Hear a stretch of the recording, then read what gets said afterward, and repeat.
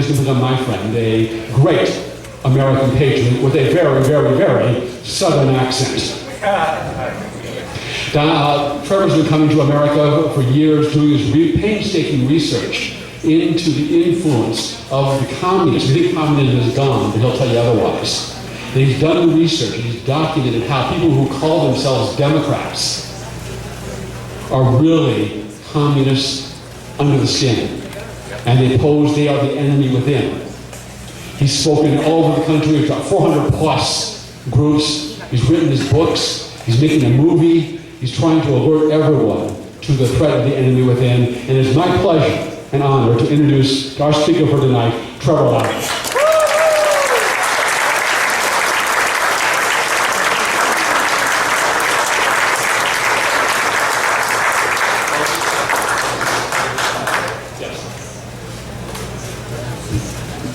Thanks very much, Greg, and thanks very much for coming along, folks. Can everybody hear me okay? You hear me right down the back? Okay. Sorry, it's not as tall as Greg. What I'd like to do, just very quickly, is play a little trailer of my upcoming movie, then I'll get into the speech if that's okay. Who wants to see a trailer for a minute? Okay. You're not allowed to talk about communism. And if you...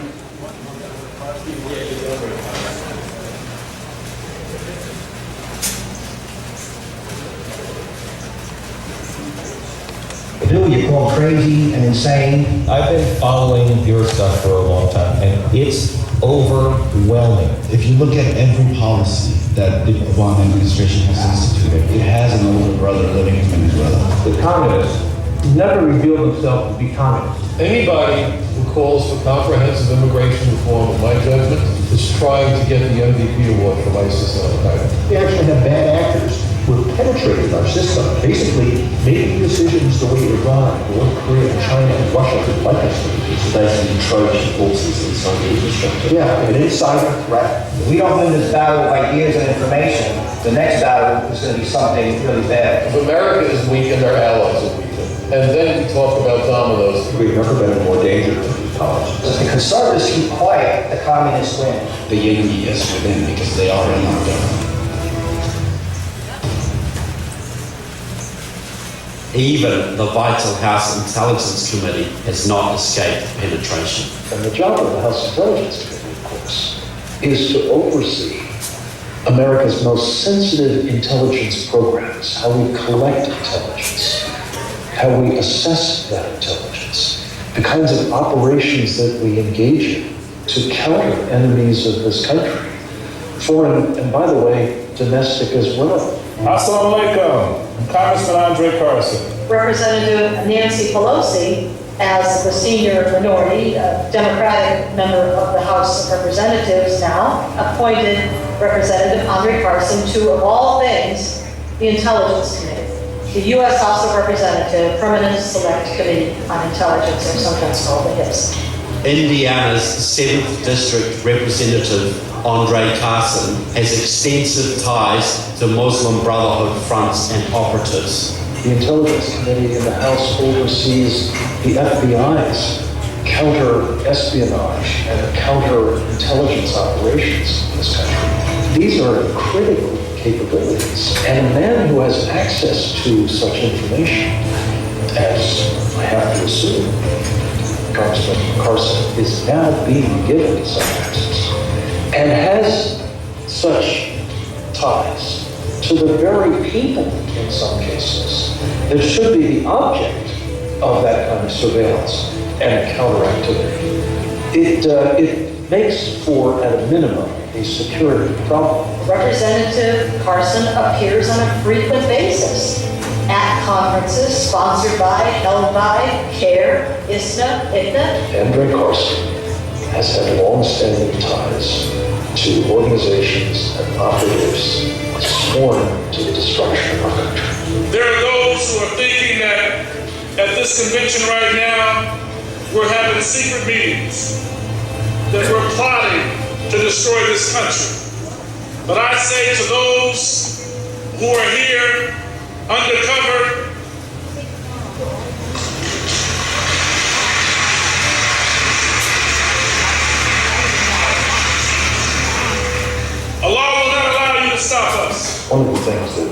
learned as a result of, among other things, evidence introduced into the prosecution's case in the largest terrorism financing trial in U.S. history, is that the Muslim Brotherhood is intent on destroying Western civilization from within.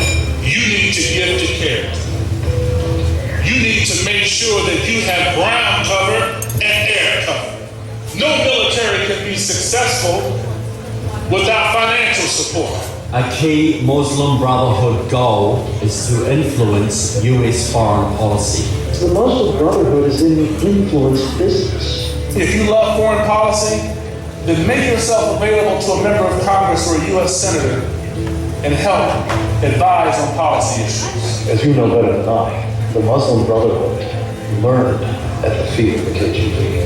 If Representative Carson was really that dangerous, surely the FBI would investigate his background. The FBI is not allowed to be concerned about these issues. It has literally become a career-ending offense for an FBI agent or official to reflect a level of concern about the extent to which there is Muslim Brotherhood influence taking place. With his no self-identified background in association with Marxists and with jihadist Muslim Brotherhood groups and individuals, one cannot imagine how such a person would have a clearance of any level, much less a clearance to serve on the Intelligence Committee of the U.S. House of Representatives. We have to groom the next city councilor, the next governor, the future president, the first Muslim president. Given that this country is being enemies, is it likely that the enemies of this country will try to exploit those opportunities? It is not just likely, it is a certainty.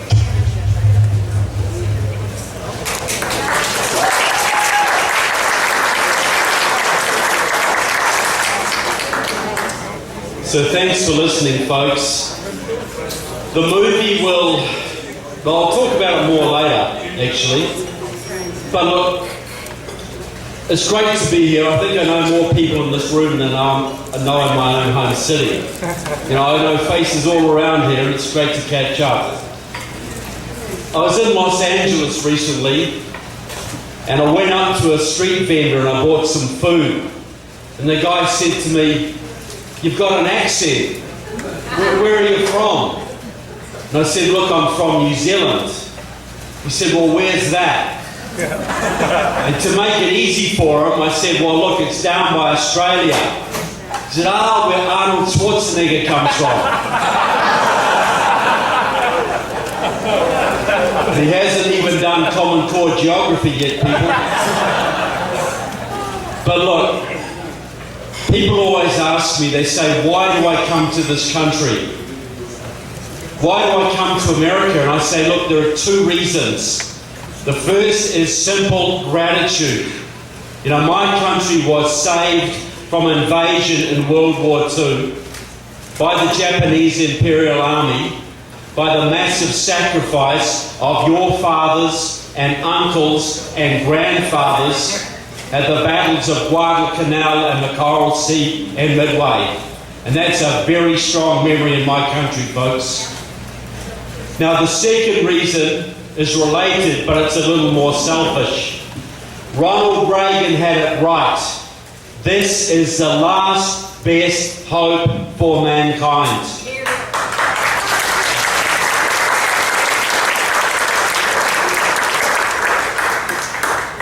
If you lose your constitution, you lose your liberty, your economic dynamism, and your military superiority, all of which are in grave danger.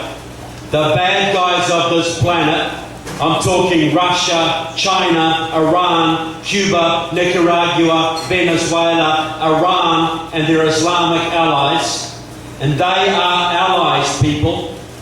They will carve up this planet amongst themselves. And if you're an ally of America right now, you're freaking out. If you're Israel or Germany or Britain or Canada or Japan or Taiwan or Australia, you're freaking out right now because you see that the leadership of this country loves your enemies more than they love the good guys, folks. And that's causing huge instability. Your allies are looking at you and they're wondering if it's worth being America's friend any longer. They see what your president did to Poland and the Czech Republic. One of his first acts of office was to cancel the missile shield that was supposed to protect those countries from the Russians. Then they saw him abandon Georgia to the Russians. Then when there was a genuine rebellion in Iran against the mullahs, the Green Revolution, Obama did nothing. And then when the Communist Party of Egypt and the Muslim Brotherhood took out your ally Mubarak, Obama cheered them on. And now they're looking at the Ukraine, folks, and I think it's wise to remember what Napoleon said about the Ukraine. Whoever controls the Ukraine controls Europe. Whoever controls Europe controls the world. These are big stakes we're playing for here, folks. Now, the Ukraine has a treaty signed in your Senate under Bill Clinton guaranteeing that country American protection from Russian military aggression. They gave up their nuclear arsenal in exchange for an American promise, folks. And now that they need it, where is it? So far, Obama has sent them a few $100 million of non-lethal aid and John Kerry. Think about it, people. Who is John Kerry? He's basically Jane Fonda with less testosterone.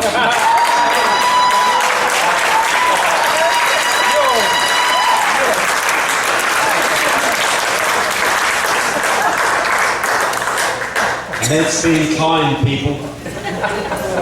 So this is not about a depression. You know, you're Americans, you'll fight your way out of a depression. This is not even about losing some of your rights, because you will stand up and take them back. But have you ever been in a position before where your commander-in-chief is alienating your allies, empowering your enemies, and gutting your military? Obama wants to cut your army back to pre-World War II levels, your Navy back to pre-World War I levels. He's cancelling weapon systems right, left and centre, blowing off military contractors with hundreds of thousands of years of experience in their ranks. He's driving thousands of good officers out of the military with the gay policy, women in combat, and rock-bottom morale. People, he is driving your military into the ground, folks, right in front of your eyes. He has abandoned Reagan's doctrine of peace through strength. And what happens to your peace, people, when you lose your strength? Do you think Putin would be trying to re-establish the old Russian Empire? Do you think China would be building 400 nuclear submarines and threatening Japan and the Philippines?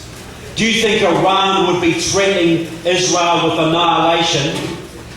Do you think ISIS would be committing unimaginable atrocities across Syria and Iraq if you had a Reagan in the White House today? But this world is on the brink of war, people, and tens of thousands of people are dying because this country has twice elected an anti-American president. And I want to call a group of people out here, and you tell me if I'm being unfair. Now, before World War II in Germany, there was one group that had the moral authority and the numbers to stop Hitler, and that was the German churches. But they said, no, we will accommodate Mr. Hitler. We will put some swastikas in our churches. We will change our doctrine a little bit. We will go along to get along. And what did that result in, people?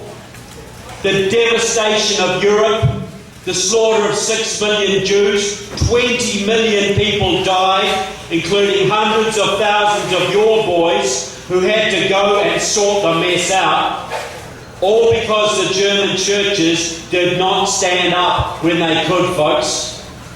Well, now we have a situation in America where 90 million people call themselves evangelical Christians. 20 million vote. 70 million do not. Had they voted in big numbers, and they break 80% conservative when they do vote, had they voted in big numbers over the last 30 or 40 years, would we have had John McCain or Mitt Romney as our standard bearer? Would we have had Barack Obama in office in the last 2 elections? So is it fair to say Christianity is being obliterated in the Middle East right now? So is Judaism, mass slaughter, burning of churches, horrible atrocities. Is it fair to say that the blood of the Middle Eastern Christians is on the hands of the American Christians who are too lazy to vote? Is that unfair?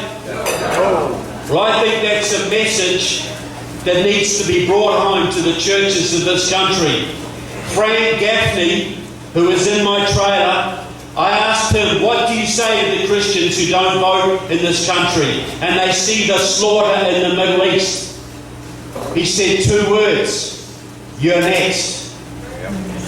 Not tomorrow, not next year, but it is coming, people. They are coming after you. And if you don't stand up now when you can stop them, the deaths of your children will be on your hands, people. Simple as that. You know, how many countries in the world don't have a vote that means anything? Thousands of people died to give you the vote, and it galls me to see millions of Christians who don't even bother.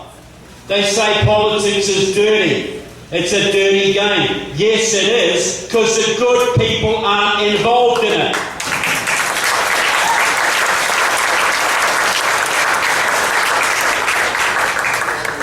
Now, you know, people say Obama's just stupid, right? He's out of his depth. He doesn't understand what he's doing. If he was just stupid, would he not make a mistake in your favour once in a while? This guy knows what he's doing. Absolutely he does. What he's doing only makes sense if you regard it as malevolent and anti-American. If you can accept those premises, it makes perfect sense, folks. But it ain't just Obama. And Obama didn't just parachute in out of nowhere. He came in on the wave of a movement. And if Obama is gone tomorrow, that movement remains. We have to understand that. Now, I want to talk a little bit. I've got some of my books there. I know a lot of you have already got them. I know a lot of you have heard them.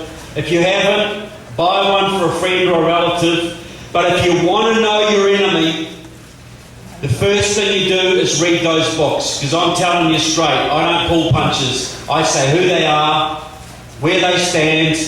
I name a whole bunch of them in your state, folks. Barbara Lee and Nancy Pelosi, Barbara Boxer, Mark Takano, Judy Chu, Raul Ruiz. All people around here, folks. Now, what happened in your country in 1995? In 1995, your union movement, your AFL-CIO, which was previously very anti-communist, was taken over by Democratic Socialists of America, Marxists. And the first thing they did was to remove the anti-communist clause from the AFL-CIO's constitution. And those 60s radicals came flooding into the unions and now they own every single one of them, folks. Not at every local level, but at the top, they are completely owned by the Marxists. Now, here's a little question. You've named me one elected Democrat in this country, from county commission to federal level, who does not owe his job to the labour unions. Tell me one. For money, for manpower, for vote fraud, for get out the vote, they all rely on the unions. There would be no Democratic Party without the unions. So, if the Marxists control the unions, and the unions control the Democrats, what kind of power does that give the communists, folks?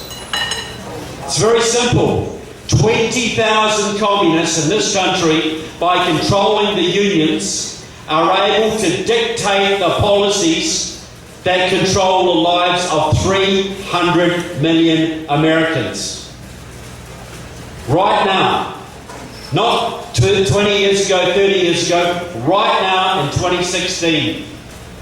So the mechanism they use is very simple. The communists set a policy. It might be a whole range of gun laws. It might be card check, cap and trade. It might be a New START treaty with Russia. It might be normalisation of relations with Cuba. It might be socialisation of student loans. It might be Obamacare. Every single one of those policies started out in the communist movement.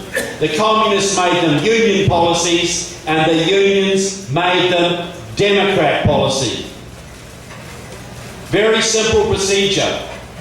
Just like a few dozen mafia could run Las Vegas, a few thousand communists can run America, and they're doing it right now.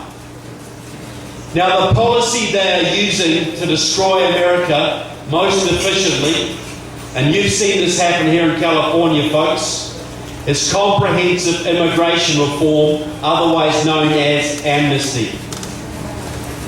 Now,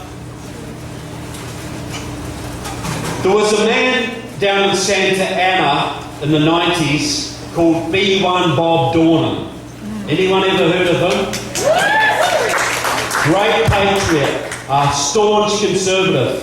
He got beaten in 1996 by a woman called Loretta Sanchez, right? Who now works with the Muslim Brotherhood, works with the communists, goes to Cuba on a regular basis, and serves on your Homeland Security and Intelligence, Homeland Security and Armed Services Committees. Total communist jihadi sympathiser. How did she become the congresswoman? Because the communist unions went into Santa Ana and Orange County and signed up several thousand illegal immigrants. And they got them to vote. And they bust them to the places. And they beat B1 Bob by a few hundred votes. And it was the communists who did it. They put her in there, and she has represented their interests ever since. Well, that is what they did to your whole state, people. How hard is it to elect a Republican to statewide office in California today? Virtually impossible. This is the state of Reagan, people, and the communists run it. This started out with Bert Corona. He was a Communist Party member in the 50s in Los Angeles. He was funded by Saul Alinsky money out of Chicago, set up a whole network of support groups for illegal immigrants, encouraged hundreds of thousands across the border. He trained a whole network of people to carry on his work.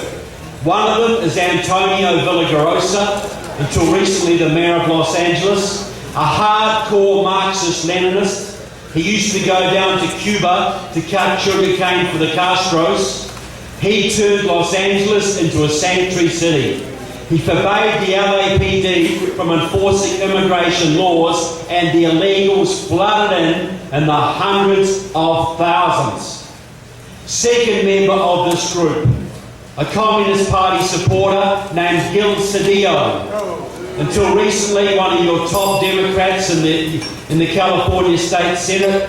He was the man who got the DREAM Act pushed through in California. He was the man behind the recent exercise of granting driver's licenses to illegals so they can vote. Third member of this group. The most powerful woman in California, in my opinion, except for maybe Shirley and Vicky. I don't know.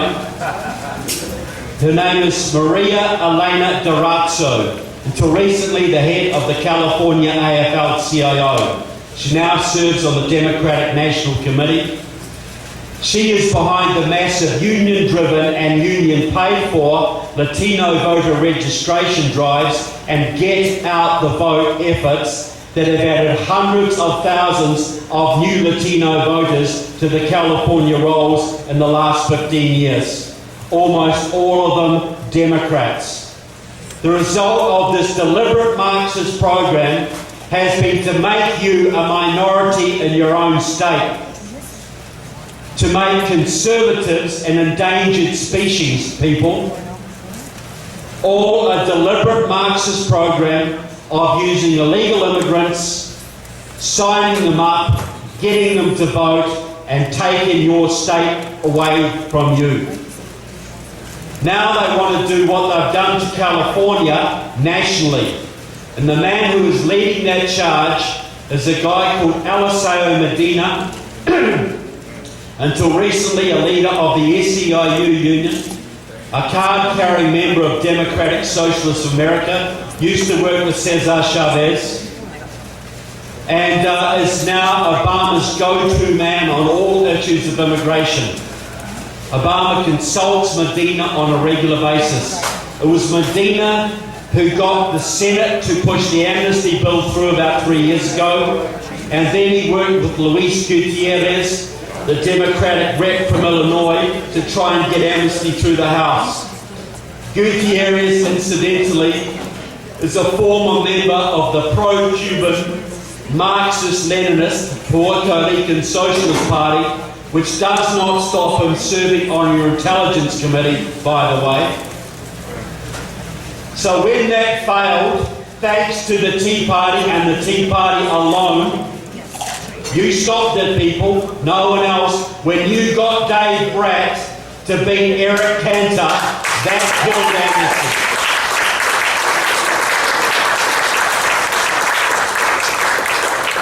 When that failed, Medina went straight to the president and demanded executive amnesty. And just before your last election, Obama tried to amnesty 5 million people. Still being held up in the courts, but he's still trying. Now I want to ask a question. Any former or current union members here tonight? 3 or 4, 5 or 6, okay, 7 or 8. Well, here's a question for you folks.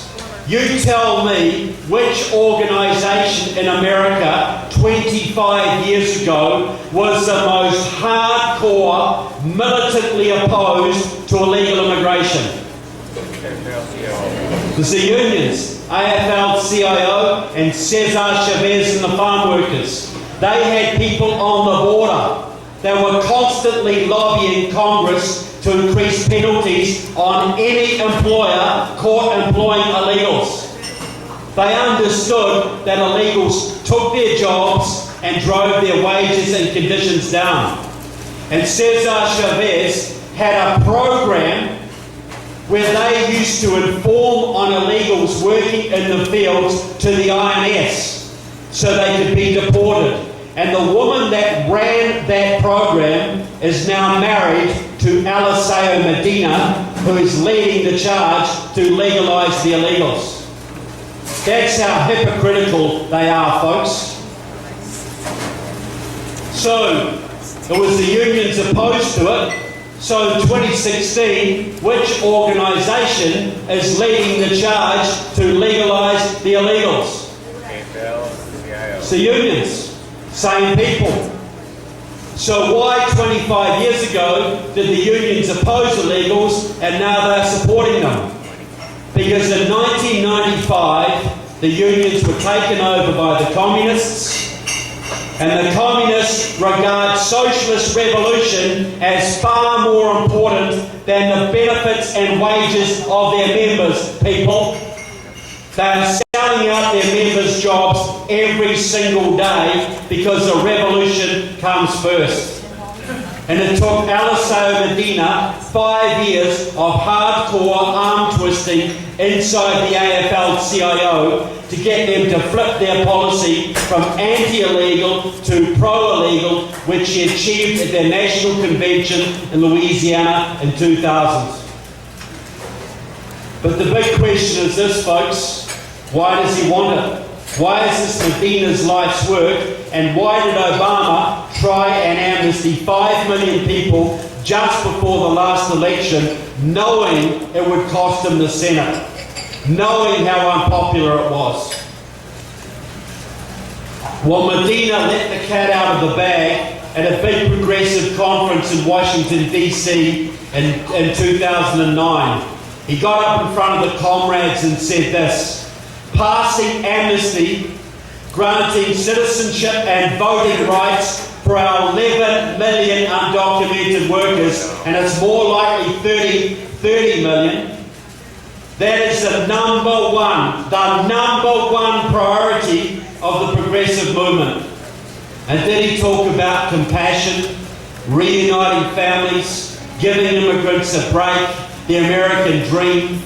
Not a single bloody word, folks. All he said was this: in 2008, Latinos voted overwhelmingly for Obama and progressive candidates. If we stand by these people and get them citizenship and voting rights, they will stand with our movement. That will give us at least 8 million more Democratic Party votes. That will give us a governing majority, not just for the next few election cycles, forever. Think about it, people. Mitt Romney lost by 2.5 million votes. You give the Democrats 8, 10, 12, 15, 20 million new votes. How did the Republicans ever hope to beat that? How's it going to happen, people? Do the math. The first thing that will happen is that Texas will go blue. And if you take the Electoral College votes from Texas, your second most populous state, add them to the Electoral College votes of California, your most populous state, which they already got through illegal immigration, do the math, people. Texas and California. That's a lot of votes, folks. How can the Republicans ever win? The fact is, they probably can't. From that point on, you have a one-party state controlled by the Democratic Party, which is controlled by the unions, which is controlled by the communists. Why did Obama grant amnesty just before the election? Because he is a Leninist. One step backwards to get 2 steps forwards. He granted amnesty. He gave the Republicans the Senate, said, here, you take it. I know you won't do anything with it. And he gave it to them because he knew that 5 million votes was only the start, and then it would be 8, 10, 12, 20 million, and he would have a one-party state. That is his rationale, people. I'll tell you straight, if 80% of the illegals, when they got voting rights, if they voted 80% Republican, I can guarantee you Obama would have the biggest fence on the border you have ever seen, people.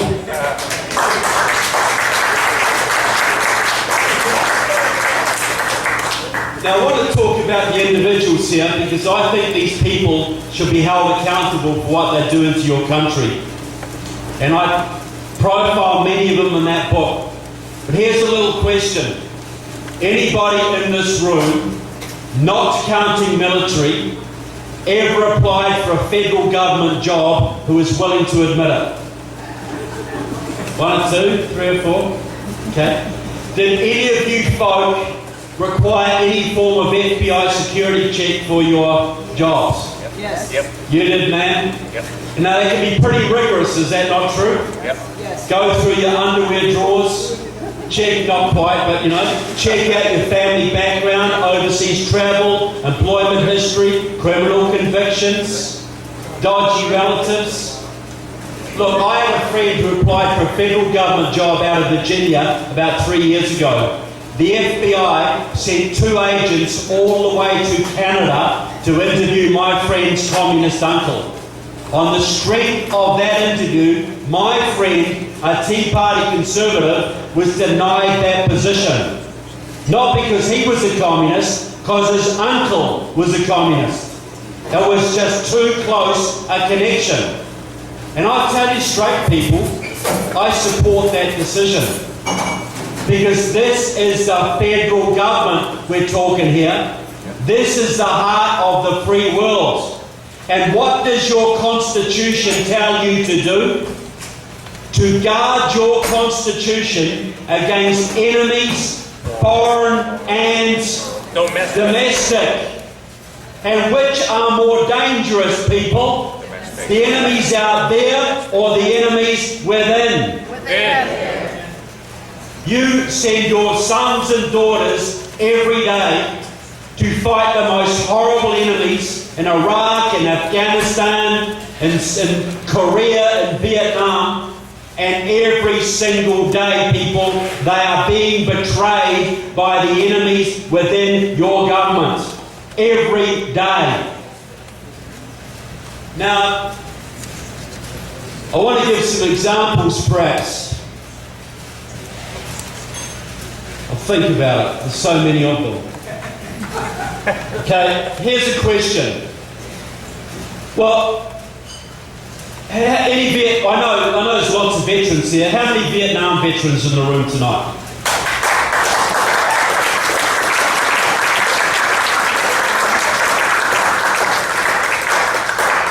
And they deserve every bit of it, Here's the question, folks. One of them's really stupid, but tell me, you'll see where I'm going.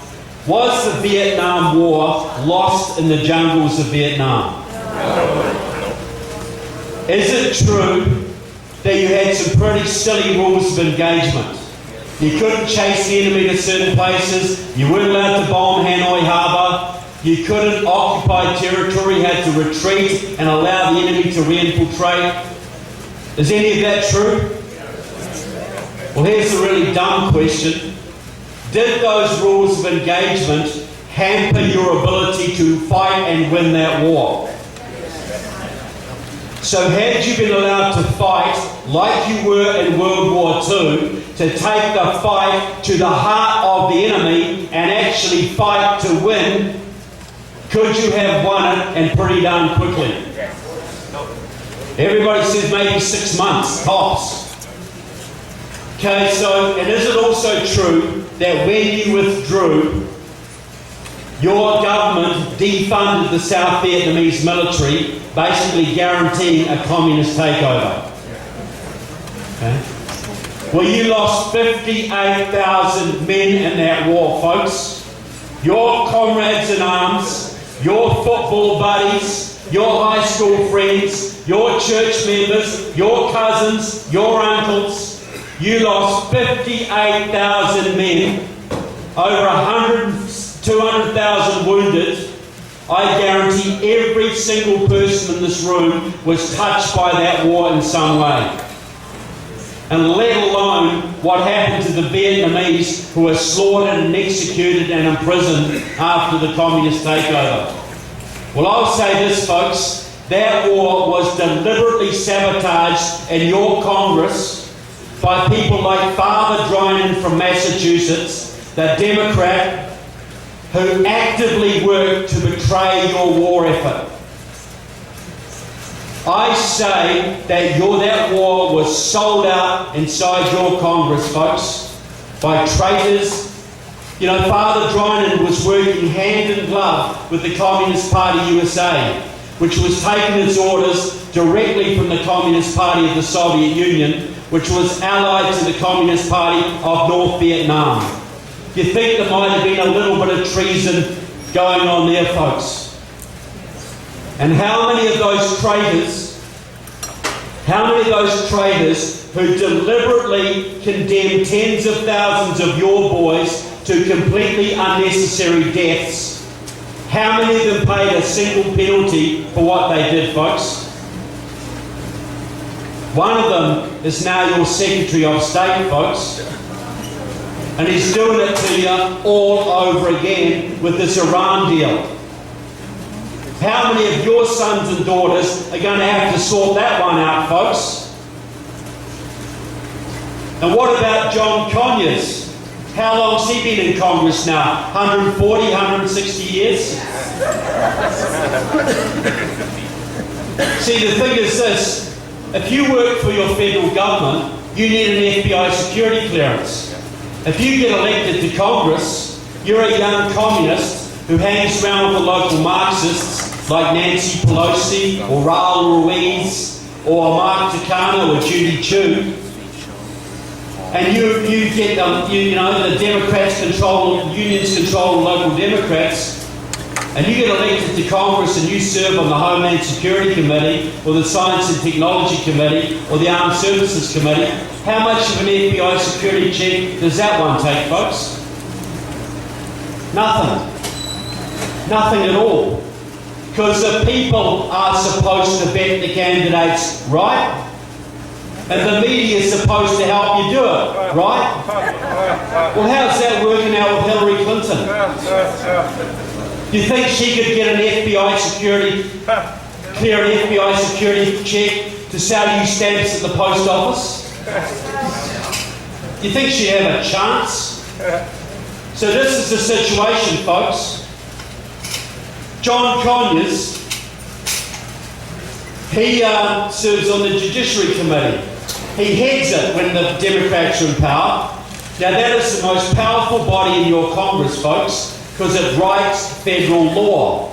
And it was also the body that oversees the Federal Bureau of Investigation and sets its budget. So John Conyers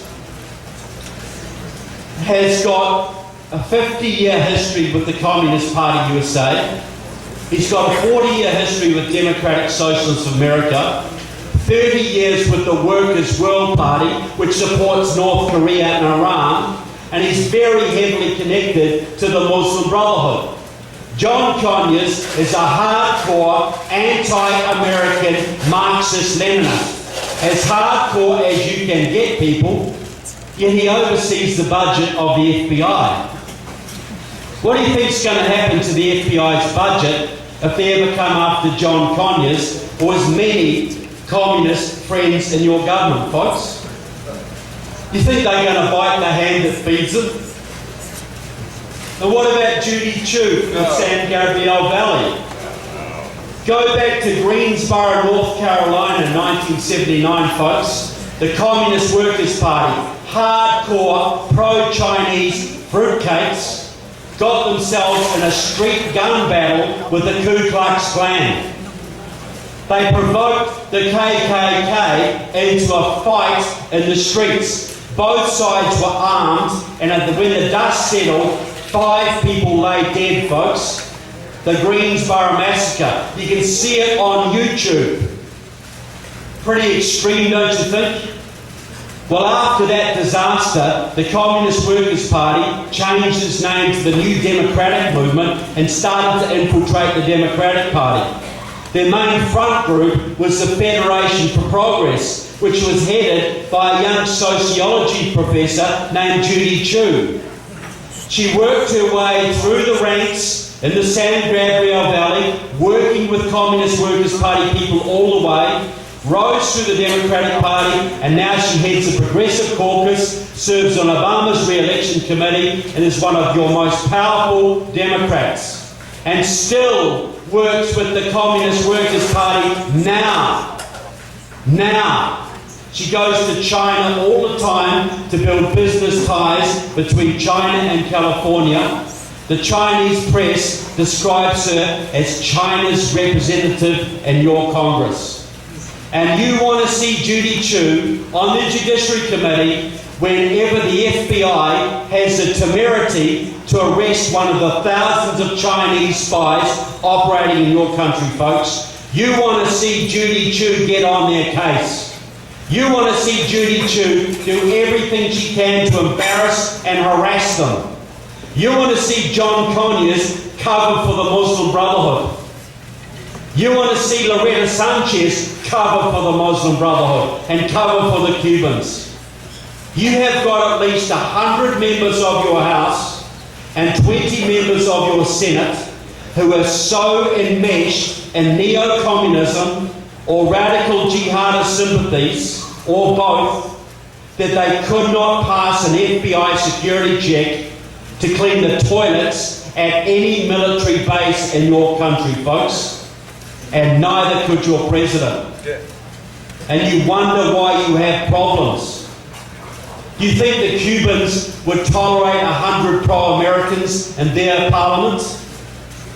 Do you think the Chinese would tolerate 100 pro-Americans in their Great Assembly? But that's what you're doing every day, people. You are paying their salaries and you're giving them respect and sometimes your vote, and they are working to wreck your constitution and betray your country and work with your enemies every single day. And that is what our movie is going to expose, people. We're going to lay it on really thick with all the facts, and we are going to stick it to them like nobody has stuck it to them ever before, folks.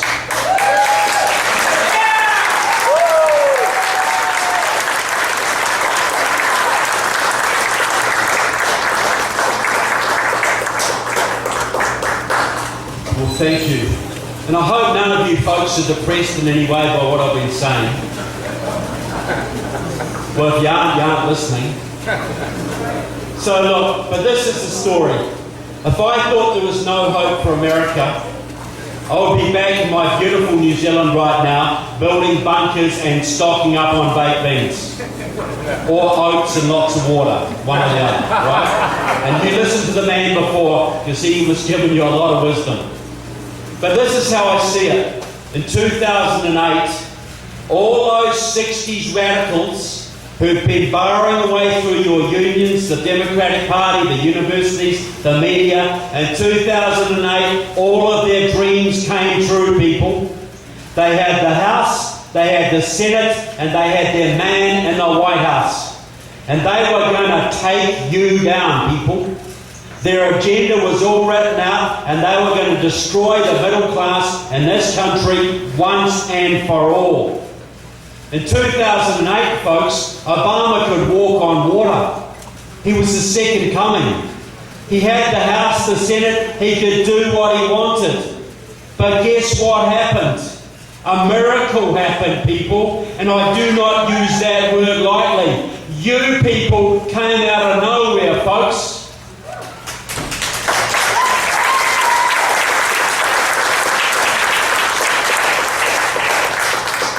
All these amateurs and novices, people who'd never been involved in politics before, got sick of it and stood up. And you marched and you blogged and you emailed and you rallied and you phone banked and you put some much needed spine into the GOP. And you and Glenn Beck took back the House in 2010, folks. And there's only one person in America who doesn't understand that, and that's Karl Rove, and someone needs to tell him.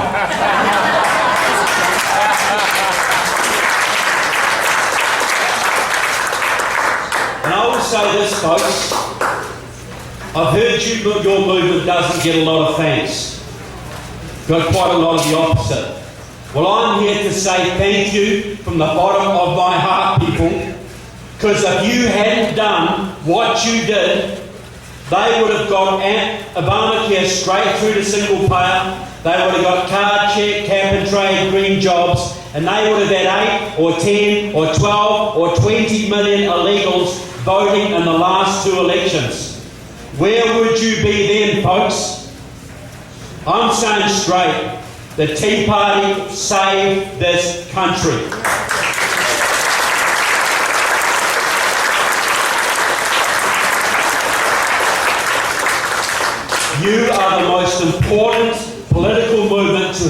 this country since the revolution, folks. And sometimes when you're in the thick of things, when you see your losses and your betrayals, sometimes you don't see the big picture. But I can look from outside in, and I'll tell you what, there's millions of people around this planet who understand that without you, this country would be done, and so would all of us. So I'm here to say thank you, folks, because you deserve it like no one else deserves it. You should give yourself a round of applause occasionally.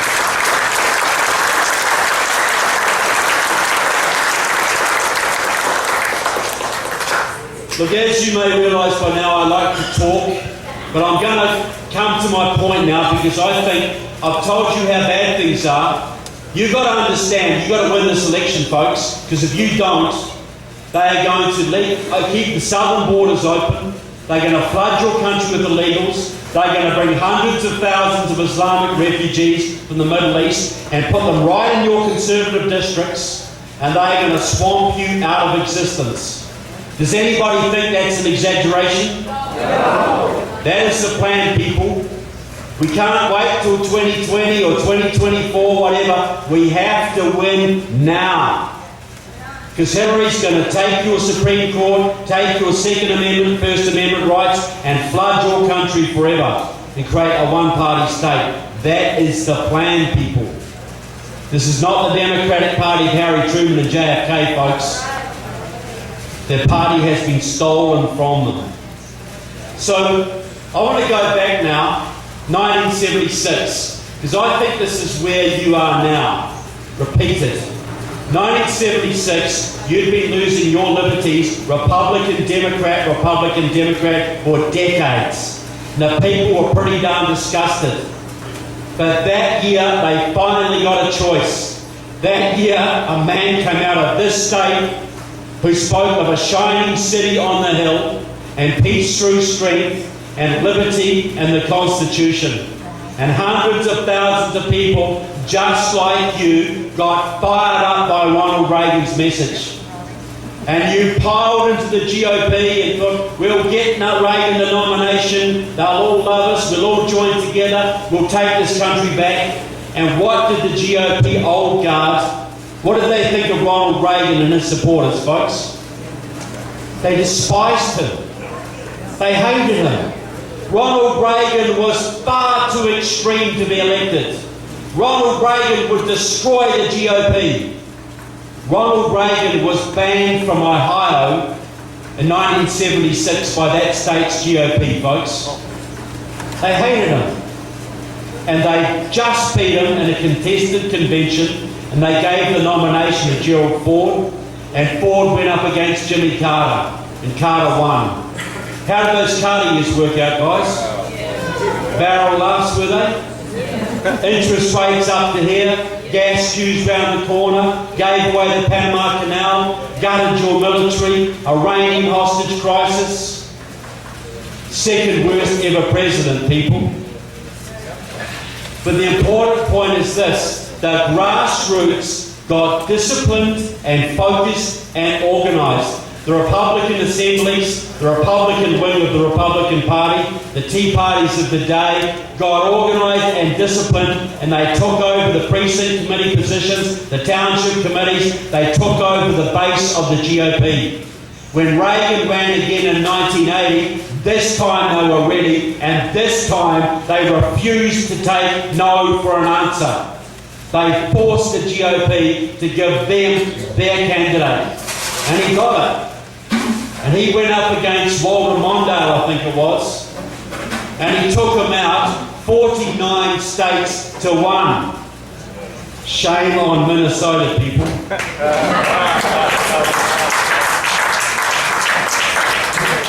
Not bad for an unelectable candidate, right? Pretty good. People, the Iranian hostages were back on Inauguration Day. The interest rates went down, the taxes went down, the economy boomed. He rebuilt your military, and he rebuilt the pride of this country, and he took out the Soviet Union without firing a shot. Any better president in the 20th century? Anyone even close? And why did you have a Reagan revolution, folks? Because for once, it was the grassroots who got to decide the candidate. Could there be a message for today? Yep. See, right now, this country is Jimmy Carter on steroids, right? And you need Ronald Reagan on meth to turn this around.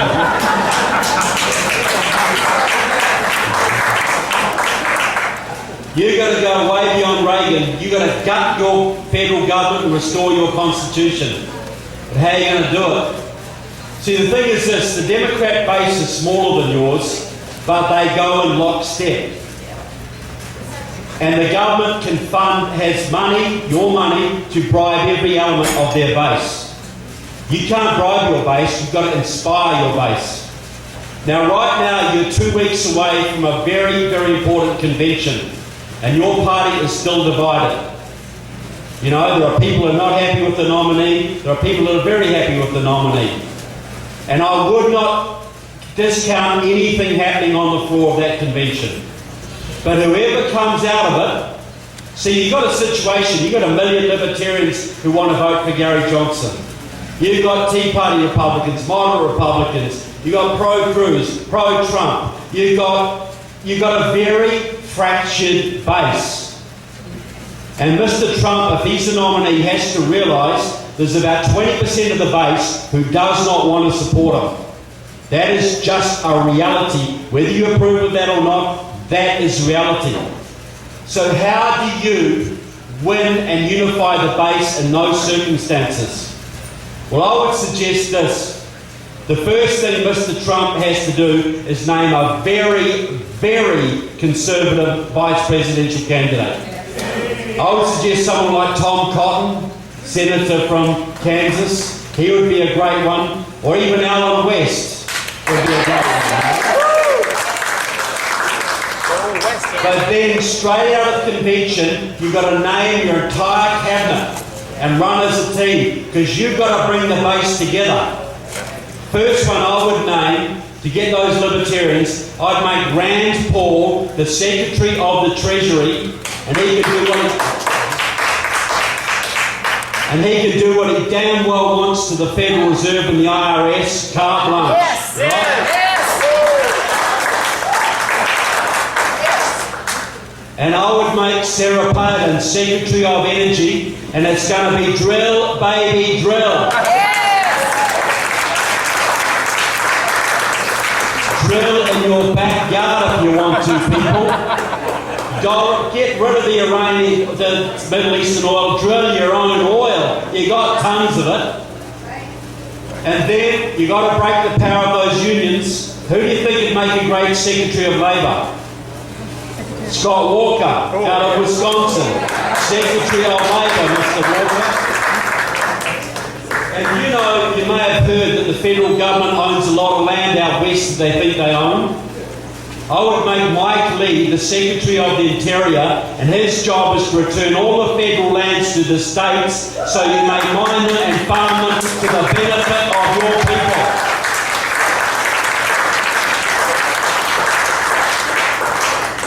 Carly Fiorina, Secretary of Commerce.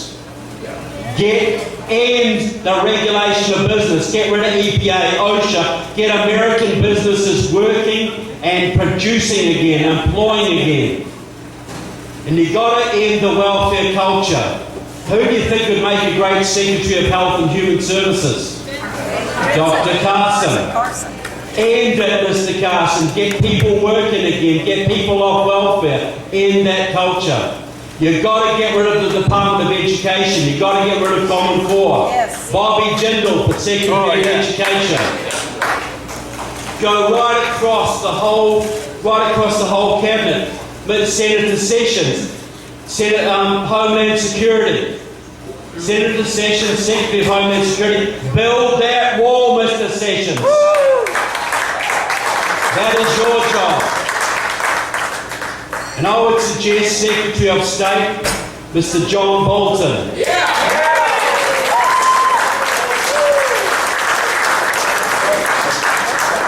And your job, Mr. Bolton, is to flip the bird to Mr. Putin and the Ayatollahs and to rebuild the Western Alliance. Then vitally important, ambassador to the United Nations. No one.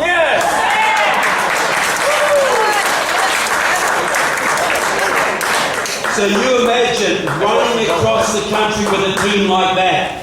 Would that unify the base? Yes. Would that inspire the base? Yes. Because everybody's getting something, right? You may not like Sarah Palin, but you love Rand Paul. You may not like John Bolton, but you love Alan West. Give everybody someone to fire them up. You know? Someone for the libertarians, for the social conservatives, for the fiscal people. Aren't you all Americans? Don't you all deserve representation in your own government? See, right now, every 4 years, the Republicans put up their quarterback, right? Just their quarterback. And they play the entire offensive team of the liberal media. And what happens? So why don't you play your team against their team? You imagine campaigning across this country with a team of 20 Rottweilers who are all backing each other up and not taking any crap from anyone.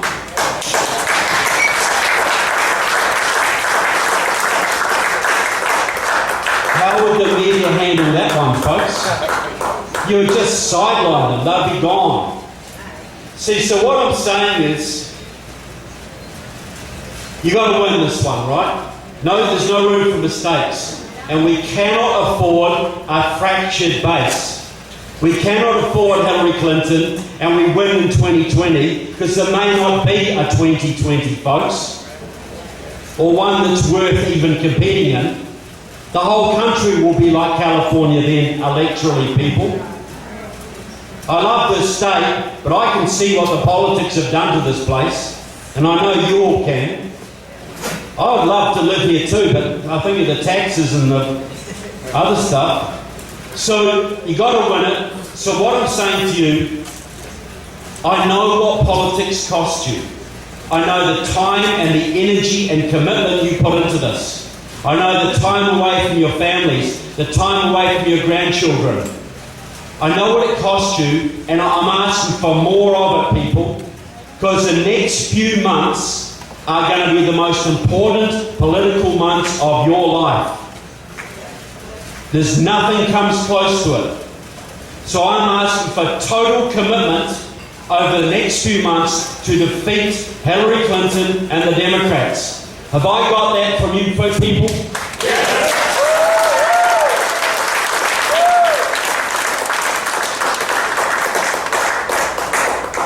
See, the thing is this. You can win this. You can win this. You can win it big time.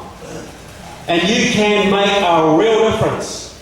Or you can just hang back and you can watch it all slip away from you. And you can hide from your grandchildren in 10 years' time when they ask you that vital question. What did you do about this, Grandma? What did you do about it? So I'm just saying to you folks, I can't promise you very much, but I can promise you two things. If you do nothing, your children are going to live in slavery, people. That's the reality.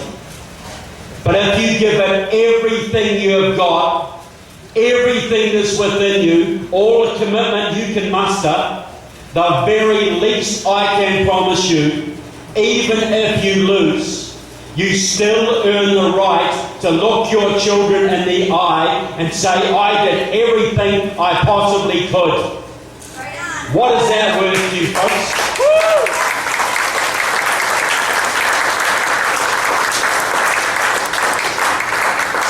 And if you win, and you can win, it is well within your grasp, people.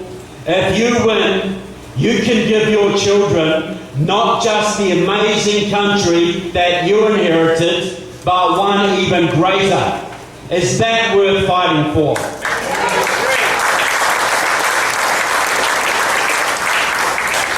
So I just want to say to you people, thank you so much for what you do for America, for my country, for liberty. God bless America and God bless the Tea Party. Thank you.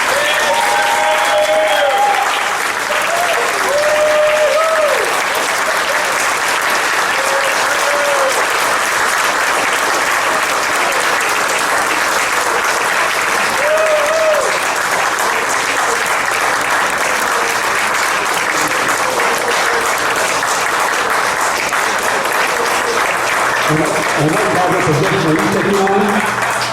And what cabinet position are you taking on? Sounds good. Head of the FBI. Sounds good to me. We are running a little bit late here, but we have Trevor here. Does anybody have any questions or comments you want to ask? You can come forward. Yeah, just a couple. Trevor, hear your question. 2 questions. When is your movie going to come out? And have you any thoughts about talking to Donald Trump about your suggestions? Yeah, look, I know that Mr. Trump has already heard my suggestion. I know that Donald Trump has already heard my suggestion. If he does something with it, I hope he does. The movie's coming out in August. Now, I'll tell you a couple of things. We're going to tour it all around the country. We'll hold premieres all around the country. We certainly will come here. But we want to do most of the distribution through DVD. You know, just like Agenda Grinding America Down was done. I just want to say this, we're about 85% funded. We still want a few more investors to put in a couple of, 2.5, 5 or 10 grand. We still need that extra 40 grand. So anybody in that position, please talk to my good friend Dennis just over there. Please stand up, Dennis. And if you want to chip into the movie, we're happy to do that too. So it's coming out in August. We're going to tour it around this country. We want several million Americans to see this movie. Because we think, and look, it's not going to be attacking Democrats. We want Democrats to go to this movie and understand their party has been stolen away from them. That they are not voting for Harry Truman or JFK anymore. So really they've got to understand what's happened. We're not attacking them personally. They're as patriotic as we are. They just don't understand what's happened. If you think that you want to get this message to a larger audience, I'm going to contribute personally $25 towards the movie. If you want to do that, how can we do that? Look, just give, my wife Victoria's there, just give it to her and we'll put that aside. We're selling books obviously, and I hope you buy the books. The $35 are big books. That's not my fault. It's you guys who elect these people, right? So, no, you don't do it, but other people do. But please read the books, and if you want to help with the movie, please do. And we're certainly looking for a few more investors, as well. Shirley. Hi, Shirley. Hi, Trevor. You can come back to our house anytime. Well, next time we'll be there. Absolutely. What do you think about the conservatives taking our battle to the border? And by that I mean, when those people are granted their citizenship and they come out of that hall, they have Democrats' tables all over the place, absolutely. signing them up. Republicans have almost zilch. Yeah. So shouldn't we take our battle to the borders and Well, sign up? look, I agree. But look, I'll say this. Yes, there should absolutely be Latino outreach, they should be doing that. But the biggest problem Republicans ever had is spitting on their own base. Not actually, the biggest base for Republican voters are the people they ignore who should be voting for them. I'm talking about the evangelical Christians, Republicans who are just disgusted with being betrayed time and time again. But you're absolutely right, Shirley, because most of the Latinos in this country are social conservatives. They're anti-abortion, they come here for a better life, and they believe in American values. But they get pumped all this, how many Spanish language propaganda stations in this country pumping out absolute left-wing propaganda to these people every day. That's what Republicans don't understand. They're getting flooded with this. But the first thing, when you've got a problem, the first thing you do is stop the problem. We've got to seal the border. You have to do that.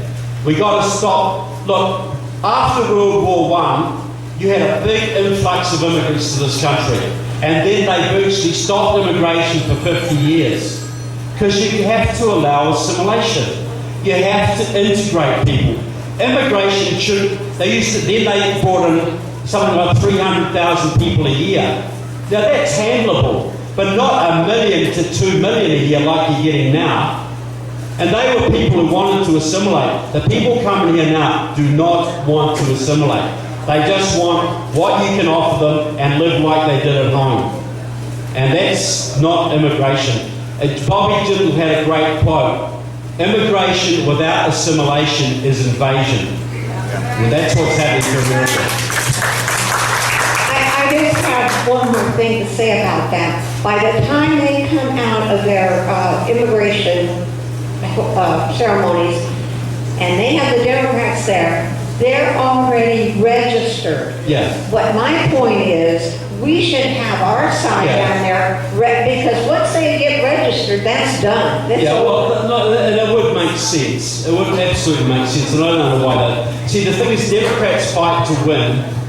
We fight when we've got nothing else to do. You know, because we got lives to live, we got important businesses to run. Democrats, the leadership, it's all about control. Us is about living our lives. We only fight when we have to, when we realise. So Shirley's quite right. We're not taking advantage of the opportunities that are right there in front of our noses. And you're absolutely right. Well, maybe one more question. The lady there wants to ask a question. Yes, I've been in 25 years of law enforcement, including criminal investigations, and this is kind of the forefront today with James Comey. He had a perfect avenue to prosecute Hillary Clinton. It was not an intent crime. Some of them were, one of them on the main list, which would have only been a misdemeanor, but would have rejected her from office. He decided not to do. The first mistake I think he made was that law enforcement doesn't make recommendations to the district attorney or to the attorneys to prosecute. That's up to them. Yeah. We don't make recommendations. We present the facts. Loretta Lynch didn't want to do it because of the inappropriateness of the Bill Clinton meeting in Arizona. Why do you think Comey sold us down the river when he had a perfect opportunity? Yeah, well, look, I was very disappointed because this is one guy that we've always heard as a straight shooter. He would stand up and he'd do the right thing. And I haven't heard anybody with any legal expertise that said that he did the right thing today or yesterday. I think it was appalling. You know, I just think there was a climate of fear, you know. You don't even have to threaten these people. They know that Hillary Clinton is a vindictive bitch, right? They know that. And they know that she is going to have the whole power of the federal government behind her. She's going to have the IRS, she's going to have all these agencies, and they know if they cross her, they're toast. They're in big trouble. And I think it's just a matter of basic intimidation and taking the easy road. You know, Comey has earned himself a place, the same kind of place that Benedict Arnold has earned himself. And he could have been a hero to the nation. I don't know why he did it. He may have some logic that I can't follow, but I was extremely disappointed, and I think it sets a huge negative precedent. How confident must the FBI be in their boss right now? How any law enforcement officer in the country is thinking, well, if this is the head of the FBI and can't even uphold the law, what confidence does that give me in my organisation? I think it's just atrocious. Absolutely. I think there's a lady over here had a question. We'll give her a question.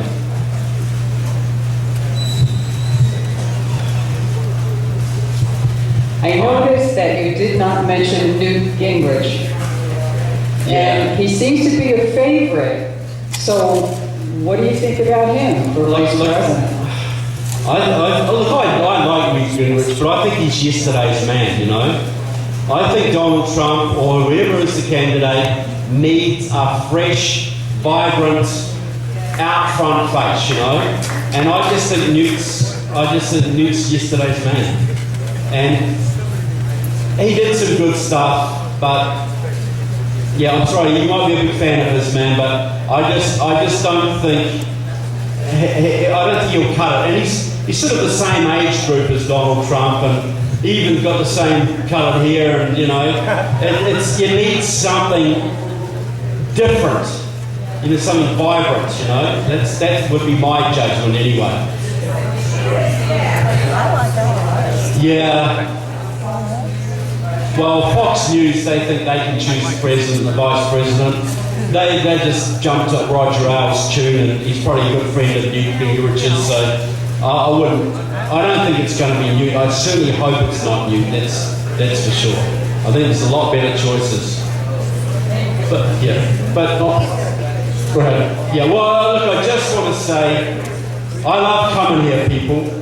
And I'm just so chuffed that there's a whole bunch of folks here, a whole bunch of familiar faces. You know, there's not many places I've come to 3 or 4 times that people still turn up, you know. So that's gratifying in itself. But I really feel at home here. But the biggest thing I want to say is the only reason I fight is because you fight. The only reason I do what I do is because you do what you do.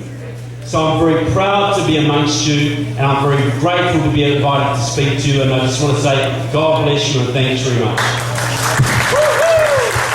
Thank you, brother.